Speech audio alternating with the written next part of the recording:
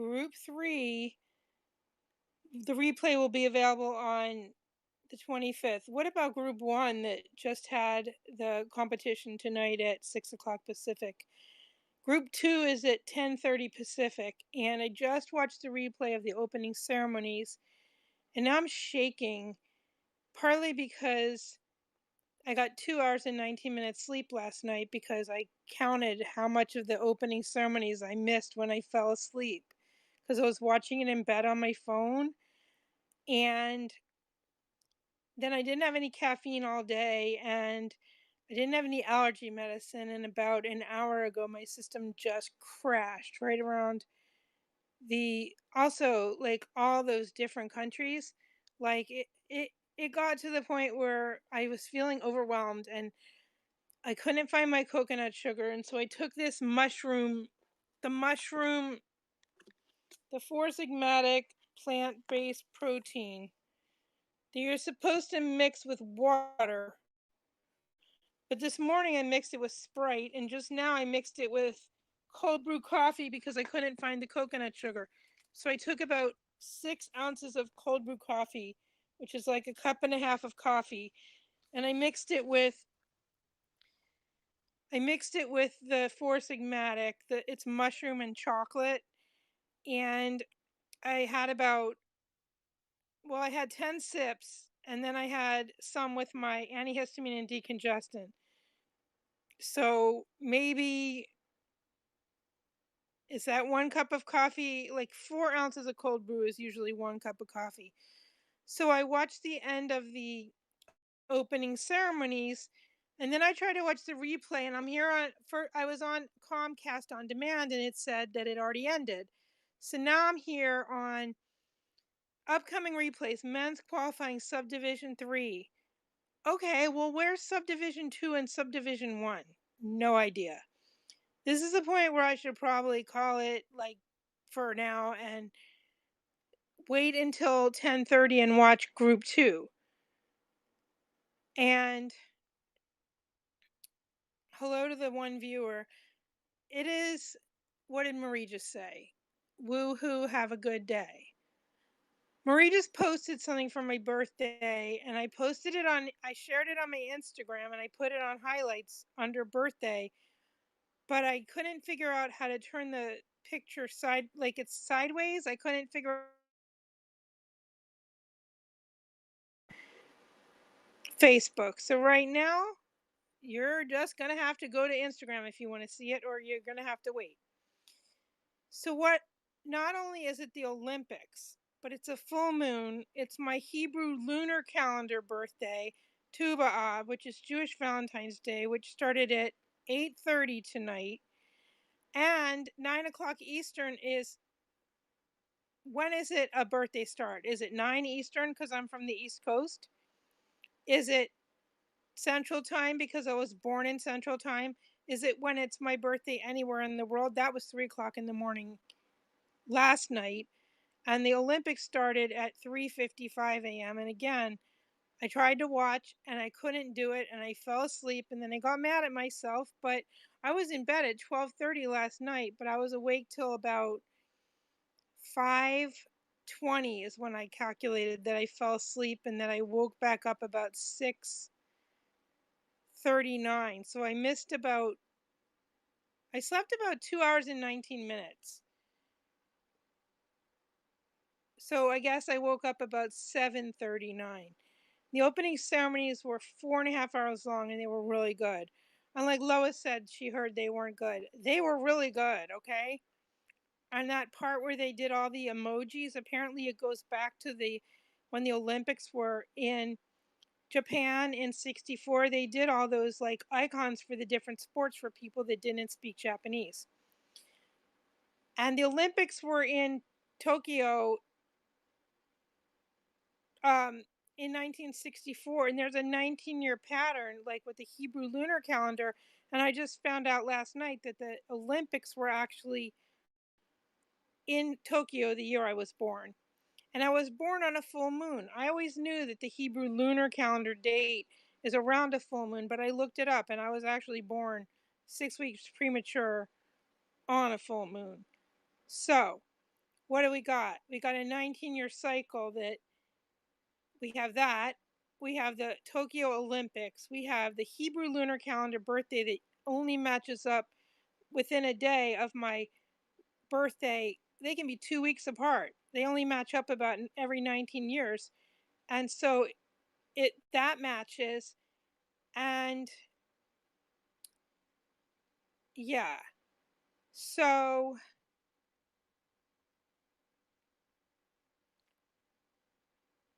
I don't know. Can you tell that I'm shaking? I feel it, but I don't see it. Where's Woof Woof?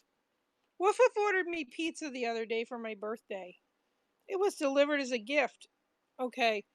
Where's Bear? Here's Bear.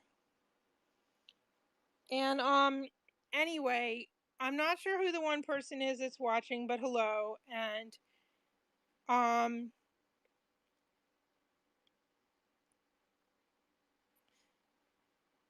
um if you want to watch the men's qualifying gymnastics from the Olympics, subdivision 2, it starts in less than an hour at 10:30 Pacific.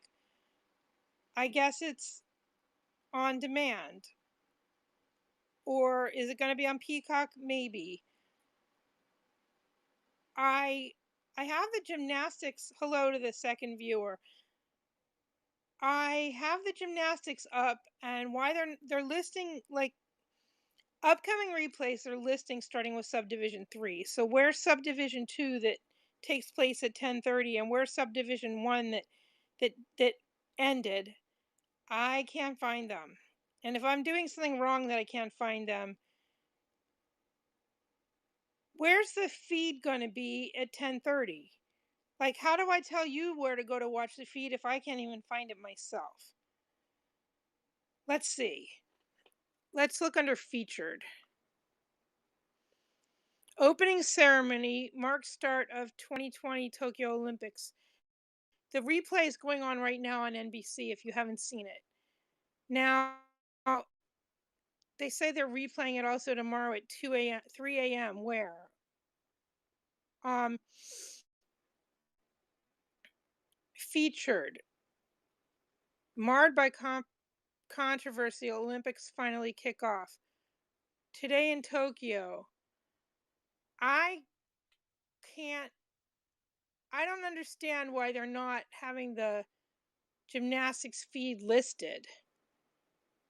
Let's try one more time. I clicked on Olympics. Then I clicked on where's gymnastics.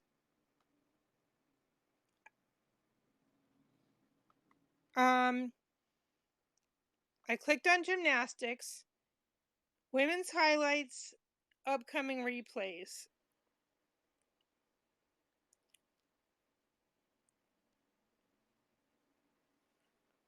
Podium training, Suni Lee prepares dazzling bars routine. But why are they listing the upcoming, like, what about, like, are they not gonna, I really don't know. And yes, I know that didn't sound like a complete sentence, but I got 2 hours and 19 minutes sleep. What do you want from me? All right. And maybe I'm shaking because of the lack of sleep, plus the decongestant, plus the cold brew coffee. All right. So, channels. What if I tried channels? I don't think. Watch now. Tokyo Olympic Flame Cam. There's an Olympic Flame Cam. Wait, I don't want to watch the soccer final. Go back. Olympic Flame Cam. Let's see. Tokyo Flame Cam. Let's live feed of the Olympic torch and additional beauty cams from Tokyo. Watch now. Oh, you want to see? Here. There's the there's the flame, the Olympic Flame Cam.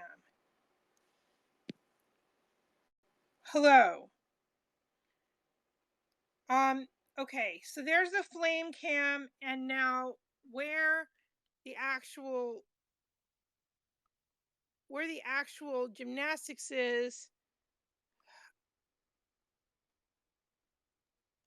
Couldn't tell you. Let's go back to Xfinity Stream. Xfinity Stream.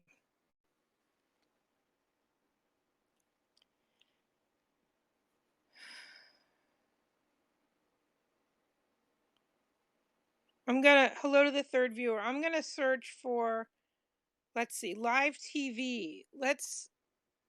These things that keep popping up. Let's search gymnastics. I had to be careful. My eyes are bothering me. These are my migraine glasses, the indoor ones. I'm an ambassador for Axon Optics because they really help. All right, let's see.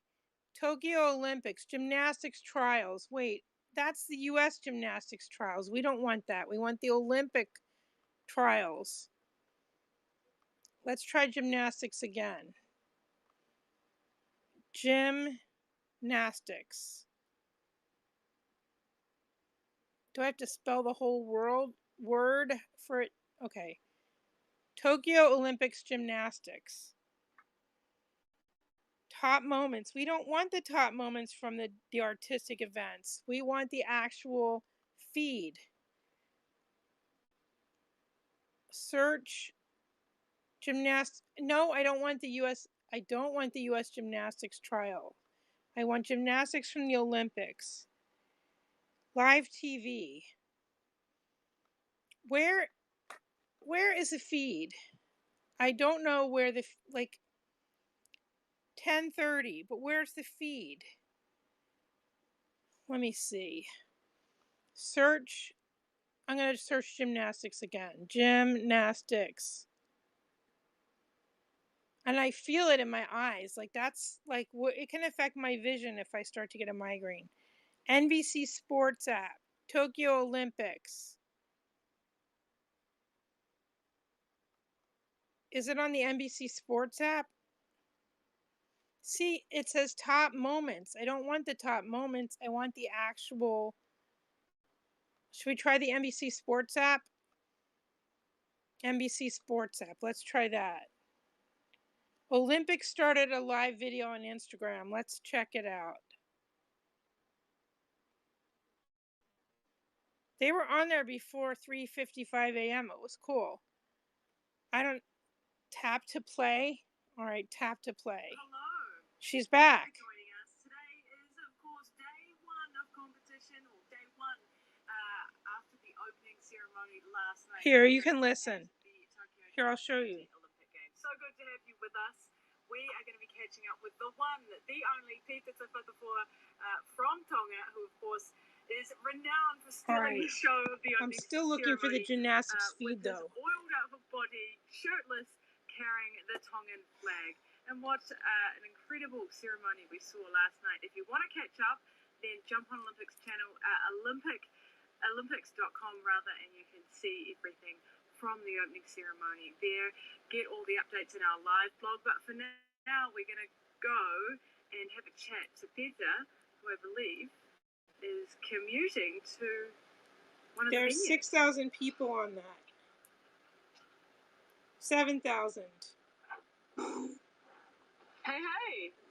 You want to see? Hey, Peter, how are you? Actually, I'm good.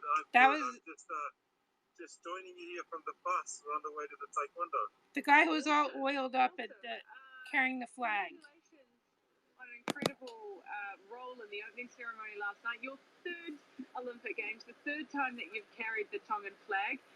What was that like for you?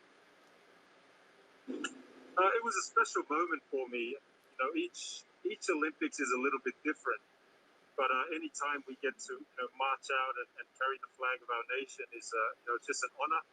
But it was even better this time because we had Malia there, so the first ever qualified Taekwondo athlete, and she was able to carry the flag, and for me that's very special because it opens up opportunities for women in Tonga.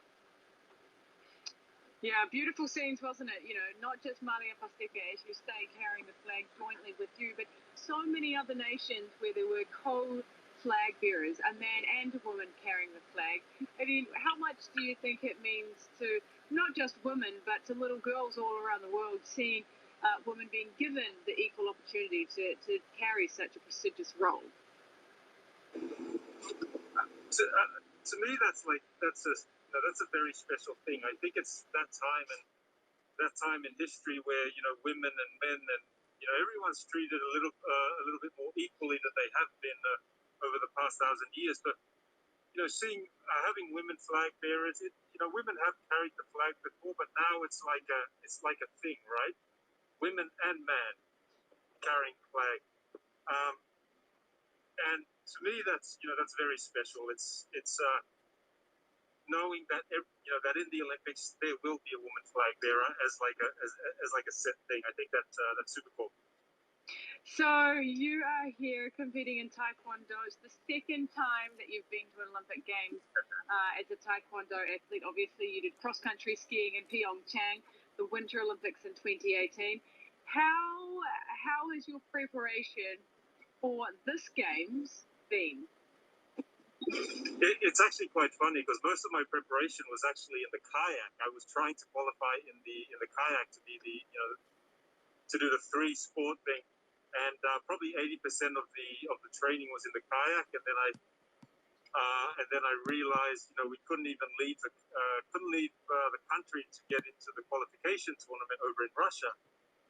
But part of being an Olympian is the trying and doing everything you can and trying and pushing and not having excuses for anything. And then we realized, well, now we're going to go into Taekwondo, and I've got the world champion from Russia straight away. So I had to get the leg moving, not just the arms paddling. And so we spent a few weeks getting ready for the Taekwondo. How difficult has it been for you to adjust, not just from one sport to another, but also trying to train for an Olympics in the middle of a global pandemic? My life is about being an Olympian, right? Everything I do is about the Olympics, being an Olympian, because to me it represents the best of us trying to become the best version of ourselves. And so even in the middle of the pandemic, it didn't change. Personally, it didn't change for me. It just we just had to adapt, right? The same way that all the organizers and Tokyo themselves have found a way, and us as athletes, we had to find a way ourselves. So and we did it largely with a smile. Yeah, I mean, it's interesting you talk about smiling because it's actually quite difficult to see when people are smiling. I'm not wearing a mask right now because there's no one within any close proximity to me. It's all about social distancing, but 90% of the time, unless you're doing something like I'm doing, far away from other people, we have masks on the whole time. So how have you found that, being in this environment, wearing a mask 24/7? It's very hard to read people when they're wearing a mask. That's me now. But, so I'm you can't see that he's smiling. We've got the Tokyo organizing committee has done fantastic. We've got plastic covers. Everywhere we go is hand sanitizer. They've done such a fantastic job. And what a lot of people probably aren't seeing is that underneath every mask, every athlete is smiling from one ear to the other ear, because we're just so happy to be here. We're so happy that the Olympics found a way to make it happen. And just like athletes find a way to train. I'll put his name. The Olympics themselves in Tokyo, they found a way to make it happen. So we're smiling underneath all these masks. You talked just then a little bit about the different protocols and measures that are in place, because you're right, there are shields between all of the tables, between all of the different seats and vehicles, hand sanitizer absolutely everywhere. But there's also a lot of testing that's going on, and we're using apps to be able to submit our health and so that everyone knows how people are feeling while working here, while competing here. Give me an insight or explain to people at home, what it's like for you as an athlete and how many times you've been tested until this point. So we do a test every single day. Every day we submit a saliva test, and we have to go on an app. We have to list our temperature before we can even walk to the athletes' village. We have to lift our wrist up, and then it measures our temperature, and then we record that temperature. We put it into the app, and then we get tested. And this is happening every single day. On top of that, that's with COVID, but even with the doping, athletes getting tested for doping. I was tested at 10 o'clock at night, blood test, urine test. So there's a lot that they're doing to make sure that the games are clean and as safe as possible. I couldn't think of anything more that could be done at the moment. It's just, they're just doing a fantastic job. Yeah, it's great, isn't it? Because, in order for the games to go ahead in a peaceful manner, in a way which is safe and respectful, we need to have these measures in place. What do you feel like the vibe has been like in the village, despite the different challenges, despite the protocols? How is the energy between the athletes? It's been amazing. Like, it's very hard for people to actually see. I guess maybe because of the masks or because of some of the things that have been said. But in the village, the athletes aren't seeing any of this. All we're seeing is just other athletes happy. They're enjoying their time. They're social distancing, but they're still interacting in some way. So we're all super excited, and I want everyone out there who's watching to understand that the athletes are pumped. We're happy. We're just so happy to be representing our countries. And I haven't seen anything negative within the village. So we're loving it. That's awesome. That's awesome. Hey, look, it was incredible to witness the opening ceremony last night. And, it is that moment in the games where it feels real because it is happening. It is the start. It is the moment the games are declared open. Can you describe, for someone who's never walked in the Parade of Nations, Okay, what bye. it is actually